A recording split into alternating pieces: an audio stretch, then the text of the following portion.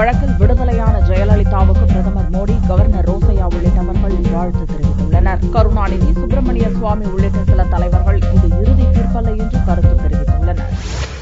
சொத்து குவிப்பு வழக்கில் அதிமுக பொதுச் செயலாளர் ஜெயலலிதா விடுவிக்கப்பட்டதாக வெளியான தகவலை தொடர்ந்து அவரை தொலைபேசியில் தொடர்பு கொண்ட பிரதமர் மோடி தனது வாழ்த்துக்களை தெரிவித்ததாக அதிமுக தரப்பில் தெரிவிக்கப்பட்டுள்ளது. இதேபோன்று கவர்னர் ரோசையா, மத்திய அமைச்சர் சுஷ்மா ஸ்வராஜ் ஆகியோரும் தொலைபேசி மூலம் வாழ்த்து தெரிவித்ததாக அதிமுக வட்டாரத்தில் தெரிவிக்கப்பட்டுள்ளது. திமுக தலைவர் வெளியிட்டுள்ள அறிக்கையில் இது இறுதி தீர்ப்பல்ல என்றும் நீதிமன்றங்களுக்கெல்லாம் உயர்ந்த நீதிமன்றம் மனசாட்சி என்று காந்தியடிகள் கூறியிருப்பதாக தெரிவித்துள்ளார். இவ்வழக்கு விசாரணையின் போது நீதிபதி குமாரசாமி எழுப்பிய கேள்விகளையும் அவர் பட்டியலிட்டுள்ளார். மார்க்சிஸ்ட் கம்யூனிஸ்ட் மாநில செயலாளர் ஜி. ராமகிருஷ்ணன் தீர்ப்பின் முழு விவரங்கள் தெரியாத நிலையிலும் கூட இதுவே இறுதியான தீர்ப்பல்ல என்று கூறினார். பாரதிய ஜனதா கட்சியின் மாநில தலைவர் தமிழிசை சவுந்தரராஜன் இந்த தீர்ப்பு எல்லோரின் எதிர்பார்ப்புக்கும் மாறாக வேறு மாதிரியாக வந்திருப்பதாகவும் அதே நேரத்தில் ஜெயலலிதாவுக்கு விரைவில் வாழ்த்துக்களை சொல்வேன் என்றும் கூறினார். இக்கட்சியின் தேசிய செயலாளர் ஹெச். ராஜா, ஜெயலலிதா உட்பட இவ்வழக்கில் விடுவிக்கப்பட்ட அனைவருக்கும் வாழ்த்துக்களை தெரிவிப்பதாக கூறியுள்ளார். சொத்து குவிப்பு மேல்முறையீட்டு வழக்கின் தீர்ப்பை மதிப்பதாகவும் வரவேற்பதாகவும் தமிழ் மாநில காங்கிரஸ் தலைவர் வாசன் கூறியுள்ளார். பாமக நிறுவனர் ராமதாஸ் இந்த தீர்ப்பு நீதிக்கும் ஜனநாயகத்திற்கும் கிடைத்த தோல்வி என்று கூறியுள்ளார்.